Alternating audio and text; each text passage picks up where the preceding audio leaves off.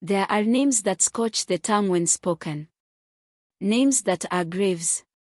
When he said hers, not with his mouth, but with his eyes, Zalena knew. He remembered her. He remembered something.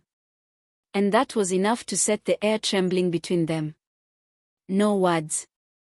No questions. Just a gaze held too long, too steady, as the fire cracked between their silence.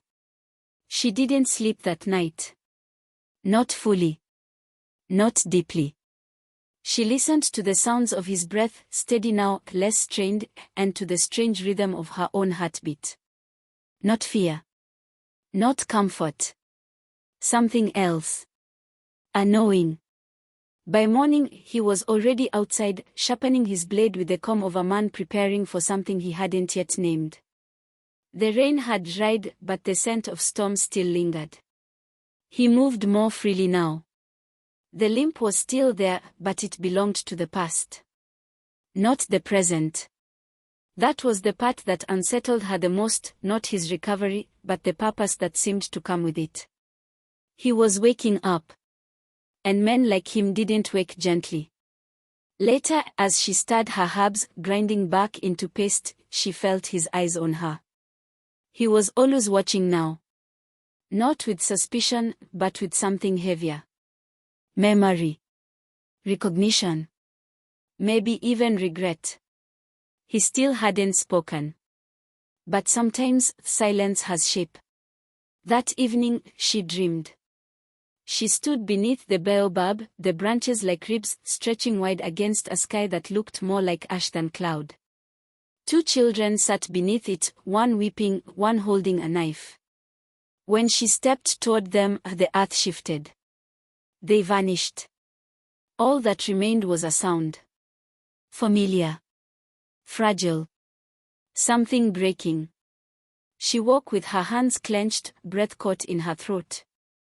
Kayo was already awake. Sitting by the door, back to her. Blade in hand. Still sharpening. As if he, too, had seen the dream. By midday, Zalena found a package hidden deep behind her jars. Wrapped in palm cloth, fraying at the edges. She hadn't touched it in years. Inside was a child's drawing. Crude. Torn. Stick figures holding hands beneath a tree that looked like fire. It was the last thing she had of her son. She didn't weep. Didn't hesitate. She placed it into the fire. Watched it curl, blacken, vanish. Behind her, she heard his breath hitch, just slightly. He said nothing. But that night, he sharpened his blade longer than usual. It wasn't just silence now. It was preparation. When the boy arrived, he brought no greeting. Only dust and urgency. His chest rose in shallow bursts. His mouth was cracked with thirst. And when he spoke, it was one word. A name. Ibanja. The room changed. Even the fire seemed to hold its breath. Zalena went still. The boy left as quickly as he came. And in the silence that followed, Kayo looked at her. Really looked. She didn't look back. Not at first. Only when the shaking stopped inside her chest did she whisper, "If he's near, you'll have to choose." He didn't ask what she meant. But in his face, there was no confusion. Only memory. Only weight. That night, the wind moved through the forest like warning. Trees whispered in a language only the broken could understand. The dogs barked in the distance. One drum beat. Once. Then silence. Not a celebration. Not a call to gather. A signal. A summons. The kind meant only for those with blood on their hands.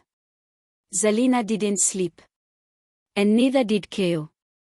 They sat on opposite sides of the hut. The fire dim between them. The past crouched in the shadows, wide-eyed and waiting. The silence between them was no longer empty. It was full. Of choices. Of things not yet said. Of ghosts. Not all ghosts come to haunt. Some return. To finish what they started.